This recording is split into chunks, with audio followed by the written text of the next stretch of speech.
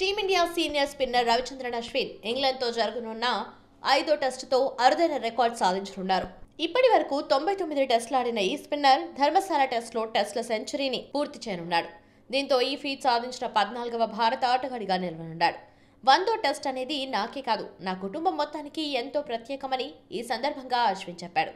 Parents, భార్య, పిల్లలు కూడా ఈ మ్యాచ్ కోసం ఆసక్తిగా ఎదురుచూస్తున్నారని, ఓ ఆటగాడు ఈ స్థాయికి రావాలంటే కుటుంబీకుల కష్టం కూడా ఉంటుందని చెప్పుకొచ్చారు. క్రికెట్లో అశ్విన్ ఏం చేశాడు అని అడిగితే వారికి నా తండ్రి ఇప్పటికీ సమాధానం ఇవ్వగలరు అంటూ అశ్విన్ ఒకంత భావోద్వేగానికి గురయ్యాడు. కెరీర్లో ఎన్నో సవాళ్లు, ప్రతి సవాళ్లు ఎదుర్కొన్నారని, ఒకసారి నాకే ఎందుకు ఇలా జరుగుతుంది అని బాధపడేవాడినని చెప్పాడు.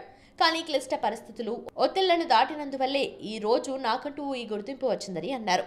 Australia star batter Steve Smith, New Zealand captain Kane Williamson, England batter Joe రూట్లకు బౌలింగ్ చేయడం అంటే ఎంతో ఇష్టమని అశ్విన్ చెప్పాడు. ప్రస్తుతం ప్రపంచ క్రికెట్లో వీరు ఉత్తమ బ్యాటర్లని అన్నాడు.